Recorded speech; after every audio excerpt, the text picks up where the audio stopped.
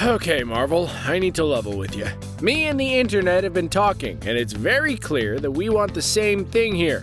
We want to see the Spider-Man and Venom franchises cross over. Like always, though, you need fans like me to figure out how to make that happen. Don't worry, Kevin Feige, I know exactly how to drop the symbiotes into the new Spider-Man.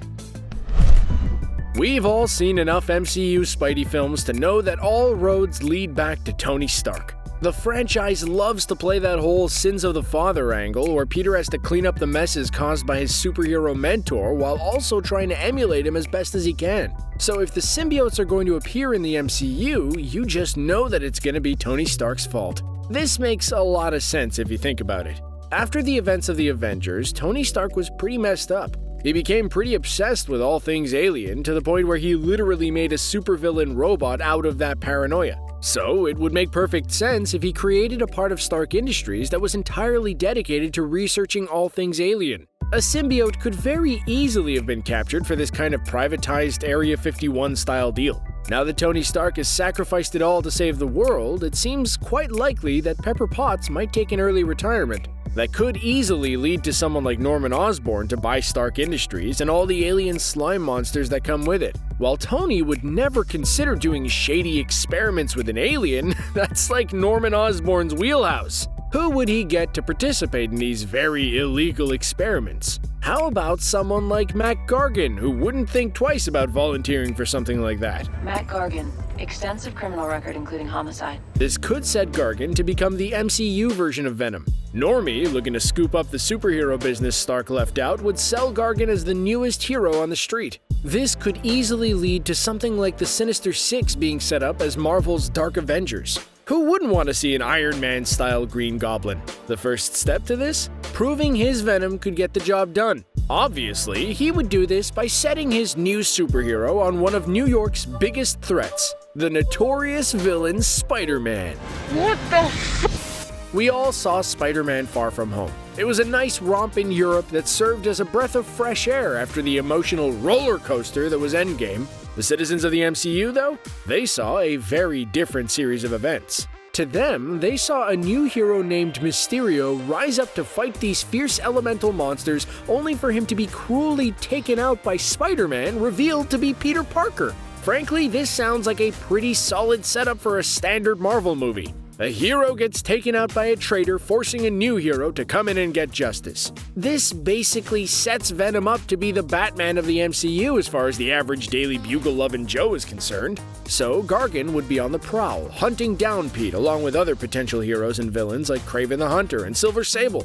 Ultimately, the biggest threat would be Gargan, whose specific power set would make it difficult for Spidey to get the edge. Things would change, though, when the symbiote would decide that Spider-Man was a much more interesting host than Gargan. It would abandon the human in favor of Pete, turning him into the black-suited Spidey we all love from the comics. The new powers Peter would get from this would allow him to fight off the other threats against him with much greater ease. The only problem is that it would cause him to get darker and to dance like an idiot, pelvic thrusting in the street.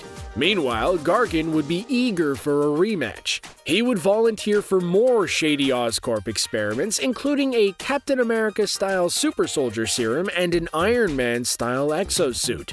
This combination would turn him into the Scorpion, the ultimate Spidey monster. Peter would take on Gargan again, beating him up for the third time in their long rivalry. The symbiote would encourage him to take Gargan down once and for all, but Peter would resist this and abandon the symbiote. He would defeat the Scorpion, but Gargan would win in the end by getting reunited with the symbiote once and for all. Thanks to all the experiments that Gargan has helped Oscorp with, Norman would be ready to launch the Sinister Six, a threat so large one Spider-Man wouldn't be enough. Every single rumor about the future of the Spider-Man franchise points to the idea that we will see a live-action Spider-Verse in the near future. Doctor Strange and the Multiverse of Madness and Jamie Foxx's Electro returning both point to a big multiversal reveal. This could lead to the greatest Spidey team-up ever. That means that Tobey Maguire, Andrew Garfield, Miles Morales, and Peter B. Parker's Spideys could all be teaming up with Tom Holland. Not only that, but Tom Hardy's Eddie Brock could easily join in on the fun. If you're gonna have that much superhero power in one movie, you need all the villains to take them on. As the Sinister Six takes on the Spider-Vengers, there could be one special grudge match that could make the dreams come true we didn't even realize we'd always needed.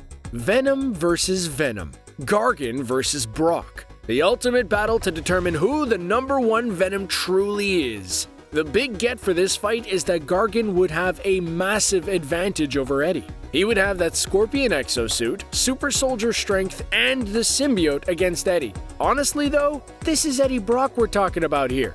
He is the Venom. Somehow, this underdog will pull it through and take Gargan out. This could even lead to a Venomverse movie that could throw in the Black Ops Flash Thompson Venom for the Ultimate Venom crossover.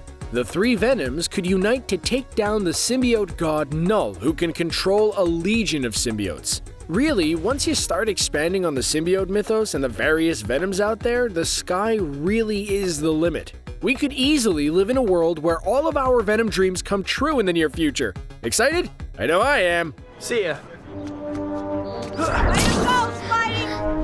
So what do you guys think about the possibility of a Venomverse spinning out of the MCU? If that makes you as stoked as it makes me, drop us a comment and don't forget to like and subscribe to hear more from CBR.